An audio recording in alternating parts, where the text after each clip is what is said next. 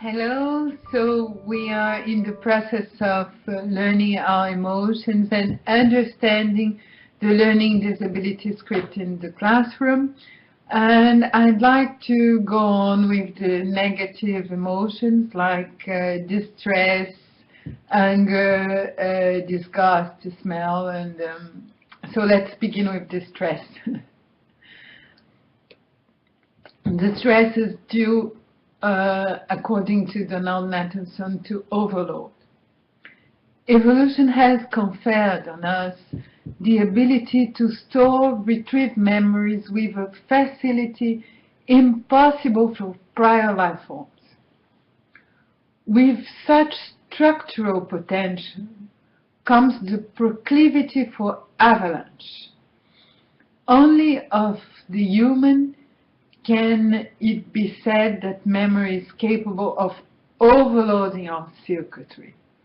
The enormous amount of information made available to us by so many channels of data acquisition, as well as the huge and growing number of ways the activities, interests, and accomplishment of individual humans can be brought into public consciousness, all encourage the likelihood for overload.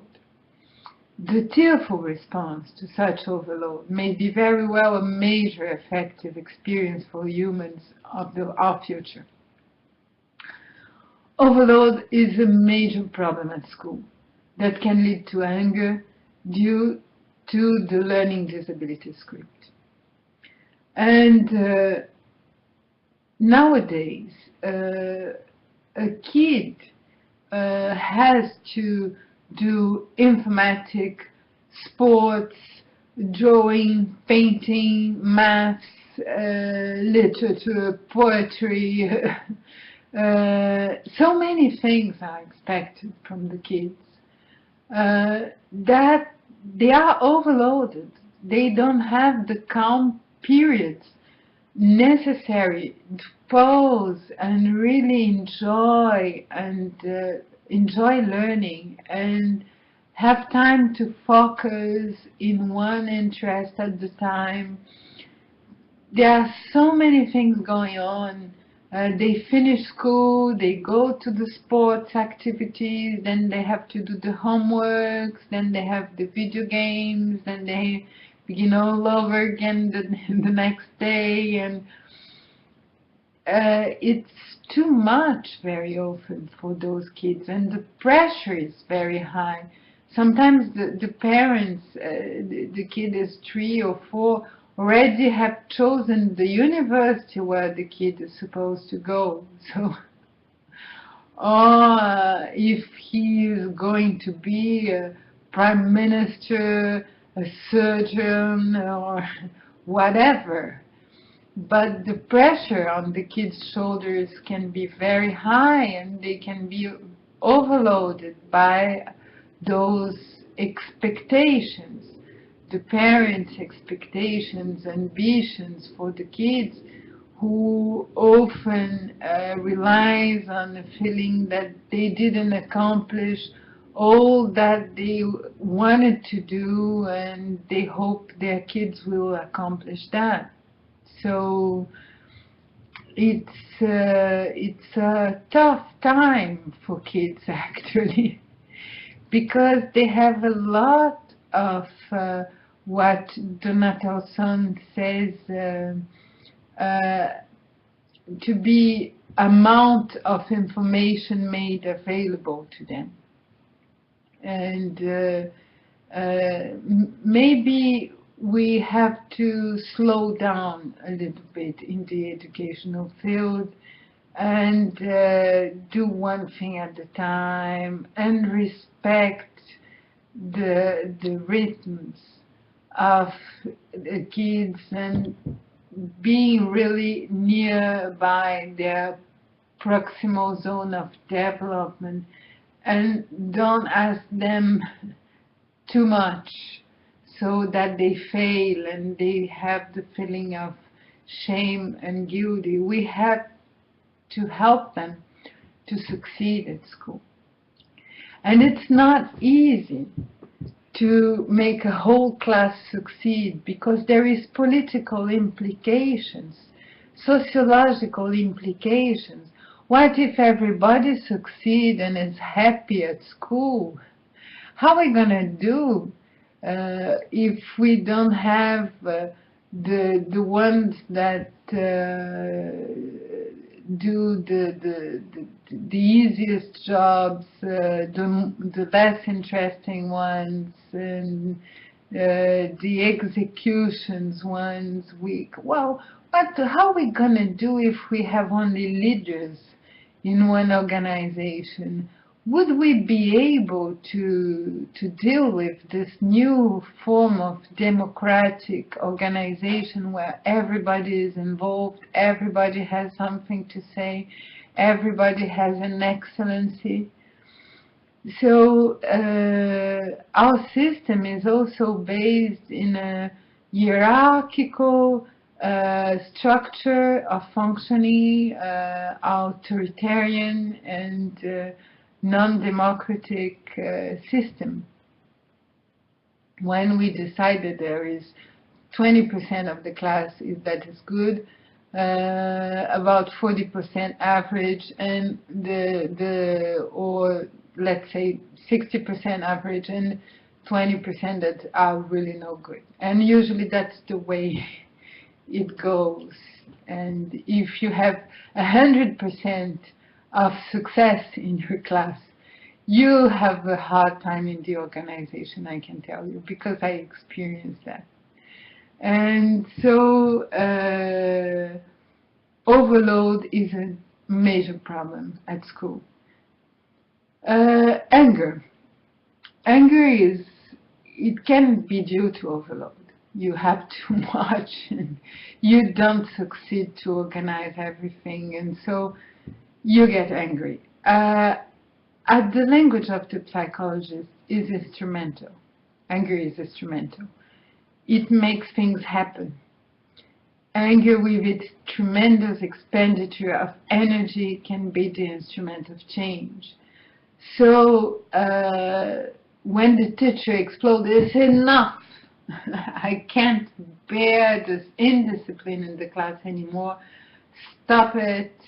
He frightens everybody, and he creates a state of surprise that is like a trauma. And he used his authority to scare everybody in order to achieve discipline. We understand that it is the only tool if he finds in that way instead of competence, but is not the best tool. And we all, as teachers, use it once in a lifetime. Everybody has the impassioned moment in the classroom setting. The shut up, take your books, pick up your books, and do the exercise, page 37, and I don't want to listen, nothing, not a fly. So it's not very bright to do that, and we should try to find other tools than intimidation in the classroom. So due to overload, anger happens, the student quit the class, aggress the teacher, the bullying starts, the teachers explode, be depressed, have a burnout, not intentionally, everything goes wrong. In those moments, empathy can save the learning script. Affective atonement, resonance can be very important in order to understand what is going on. Affective resonance is not the same thing that affective atonement. Affective resonance is quite natural. We feel what the other feels. It's contagious. Affective atonement is the ability of breaking the empathy wall that we make in between ourselves and others. But it has some connection with this innate affective resonance. We all have. So we have to find the right tuning to work with our class, and that's not an easy job. People who are in tune with each other live in a fellowship of feeling. So meanwhile, facing negative emotion, most of people build an empathic wall. What is the empathic wall? According to Donald Nathanson, affect is damped, suppressed, blocked by social convention. Our whole concept of what it means to be mature is based on the expectation that adults can control themselves. Control of affective expression reduces the amount of affect broadcast into the impersonal environment. It makes life easier for those around us. This contagious quality of affect is so powerful that the normal adult has built a shield for protection from the affective experience of the other person.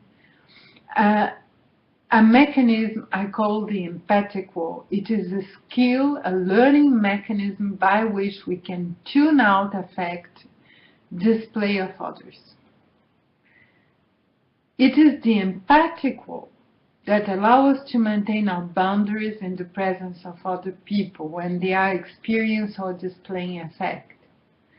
The empathic wall helps preserve the unity of the self. Adults do not learn how to shield themselves from the emotional life of others, suffer greatly because they fail to develop a secure identity.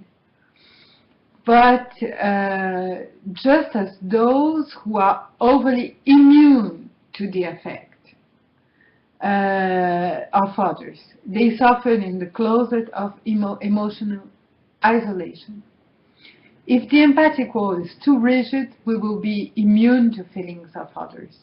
If it's too flimsy, we will tend to be taken over by powerful feelings broadcast from outside ourselves. So, as a teacher, as a professor, we cannot feel everything that everybody feels in the class, because we will spend our time crying, being afraid, desperate, and everything. So we have to have this inner quality of calm, of joy, of interest, and if we don't, try to learn them and try to develop them. But there is a theory, according to Sylvan Tompkins, that interest is innate, that joy is innate. We all carry those affects in us. We have to open the doors to let them express themselves. So, what can help us? It is affective atonement. So, affective atonement seems to be the way out emotional problems during the learning process. Most likely, mothers learn to adjust to affect display of their infants by giving up the empathic wall, by agreeing to allow themselves to be taken over, and doing this, of course, they achieve a degree of connectedness with their baby that is a major part of the complex group we call love. I'd like to end up my quick explanation of today about negative affects with the importance of this affective atonement, which is a concept of Dr. Brian-Lynch, and a very important concept in order to change the disability learning script in a learning script, to encourage the spectator to be an actor. Thank you for your attention, and see you very soon.